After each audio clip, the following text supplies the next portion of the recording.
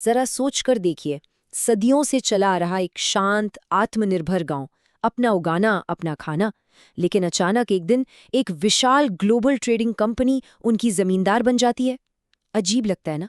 पर British east India company के भारत आने पर बिल्कुल ऐसा ही हुआ था। हमारे गांव की पूरी जिंदगी और उसका ताना बाना ही पलट कर रह गया था। आज के इस विश्लेषण में हम इसी भारी उथल-पथल को समझेंगे। और हाँ, ये किसी दफ्तर में बैठे बड़े अफसरों की कोई नीरस कहानी बिल्कुल नहीं है। ये गांव के वजूद, जमीन, भारी लगान और उस जबरदस्त संघर्ष की कहानी है जिसका अंत एक ऐतिहासिक विद्रोह में हुआ। तो चलिए कहानी में थोड़ा गहराई से उतरते हैं। आगे बढ़ने से पहले एक शब्द है जो बार बार आएगा, रैयत। आसान भाषा में कहें तो रैयत का मतलब है हमारा आम किसान या खेतीहर मजदूर। इस पूरे इतिहास को हमें इसी रैयत के नज़रों से देखना है, तभी हम समझ पाएंगे कि असल में उन पर गुजरी क्या थी। भाग 1, गांव के ताने बाने में बदलाव। अब देखिए, ईस्ट इंडिया कंपनी कोई छोटी मोटी चीज तो थी नहीं। जैसे जैसे वो फैल रही थी, उनके खर्चे आसमान छू रहे थे। उन्हें पश्चिमी देशों के बाजारों में बेचने के लिए भारत से भारी मात्रा में सामान खरीदना होता था, और उसके लिए चाहिए था खूब सारा पैसा। तो उन्होंने क्या किया? इस पूरे ग्लोबल व्यापार का बोझ सीधा हमारे गांव की खेती पर डाल दिया। अचानक से जो खेती अपना पेट भरने के लिए होती थी, वो कंपनी की तिजोरी भरने का जरिया बन गई। आगे बढ़ते हैं भाग 2 की तरफ। 3 नई लगान प्रणालियां। गांव की मिट्टी से एक एक पैसा निचोड़ने के लिए अंग्रेजों ने 3 अलग अलग टैक्स सिस्टम बनाए। जरा ध्यान से देखिए। स्थायी बंदोबस्त में टैक्स वसूलने का काम बड़े जमींदारों को मिला।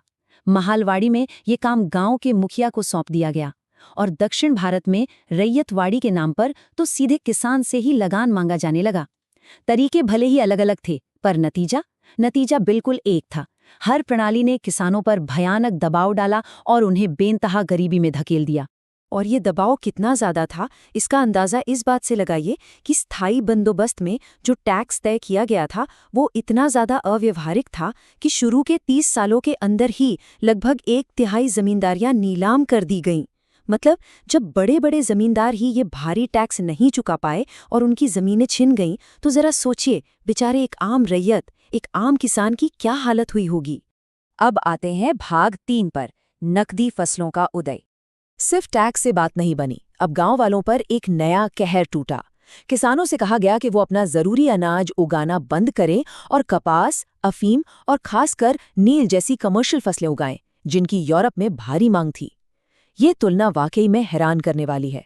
एक तरफ हमारे मजदूर 19वीं सदी के बंगाल में चिलचिलाती धूप में नील की कटाई कर रहे हैं, और दूसरी तरफ उसी नील से यूरोप में अपार संपत्ति और एक पूरा ग्लोबल साम्राज्य खड़ा हो रहा है। उन किसानों को शायद अंदाजा भी नहीं था कि उनके खून पसीने से यूरोप के बड़े बड़े कपड़ा कारखाने चल रहे हैं। और ये बदलाव कोई धीरे धीरे नहीं आया। ये आंकड़े देखिए, 1788 में ब्रिटेन जो नील आयात करता था, उसमें भारत का हिस्सा सिर्फ 30% था। लेकिन देखते ही देखते 1810 तक ये बढ़कर 95% हो गया। ब्रिटिश कपड़ा उद्योग को इस बेहतरीन नीले रंग की ऐसी जबरदस्त भूख थी कि हमारे खेतों और किसानों को रातों रात इस अंधी दौड़ में पीस कर रख दिया गया। भाग 4, नील के कर्ज का जाल। असल में ये नील उगाना कोई आम बात नहीं थी। ये एक ऐसा भयानक जाल था जिसमें किसान बस धंसता चला गया। नील की खेती 2 तरीकों से होती थी, निज और रैयती। निज में बागान मालिक अपनी जमीन पर खेती करवाते थे, पर उन्हें मजदूर और हल नहीं मिलते थे, तो उन्होंने रैयती सिस्टम का खेल शुरू किया। इसमें वो किसानों को कर्ज देकर उनके ही खेत में नील उगाने का कॉन्ट्रैक्ट जबरदस्ती साइन करवा लेते थे। चाल ये थी कि फसल कटने पर नील की कीमत इतनी कम दी जाती थी कि किसान कभी अपना कर्ज चुका ही नहीं पाता था। वो बस इस कर्ज के दुष्चक्र में हमेशा के लिए फंसा रह जाता था। और सबसे बड़ा दर्द तो ये था कि ये सिर्फ पैसों की तबाही नहीं थी। नील की जड़ें जमीन को बिल्कुल बंजर बना देती थी। एक बार जिस खेत में नील बो दिया तो समझ लीजिए वो खेत बर्बाद। वहां फिर चावल जैसा जरूरी अनाज कभी नहीं उग सकता था। मतलब गांव वालों की जेब तो खाली हो ही रही थी, साथ ही उनके भोजन का स्रोत और उनकी अनमोल जमीन भी हमेशा के लिए नष्ट हो रही थी। और इसी के साथ हम आते हैं भाग 5 पर, नील विद्रोह। जाहिर है, जुल्म की भी एक हद होती है। जब सब कुछ छिनने लगा तो गांव वालों ने पलटवार करने का फैसला किया और फिर मार्च 1859 में शुरू हुआ वो ऐतिहासिक नील विद्रोह। किसानों ने साफ कह दिया, ना नील उगाएंगे, ना कोई लगान देंगे। औरत और मर्द सब अपने घरेलू बर्तन, तीर और भाले लेकर कारखानों पर टूट पड़े। उन्होंने बागान मालिकों के एजेंटों का हुक्का पानी बंद कर दिया और उनके लाठीधारी गुंडों को खदेड़ दिया। सबसे कमाल की बात ये थी कि इस बगावत में गांव के मुखिया और यहाँ तक कि कुछ जमींदार भी अपने किसानों के साथ कंधे से कंधा मिलाकर खड़े हो गए।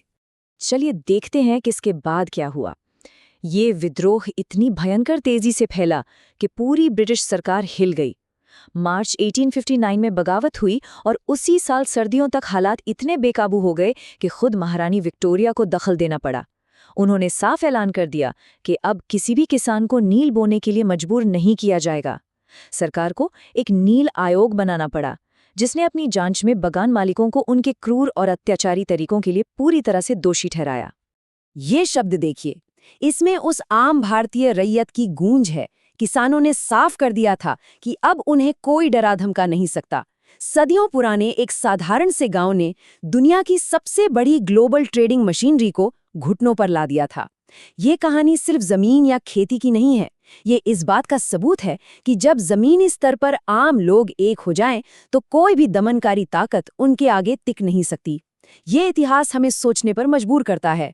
अगर उस दौर का एक छोटा सा किसान समुदाय इतना बड़ा बदलाव ला सकता है, तो आज के समय में हमारी और आपकी जमीनी एकजुटता क्या कुछ हासिल नहीं कर सकती? इसी विचार के साथ आज के इस विश्लेषण को यहीं समाप्त करते हैं।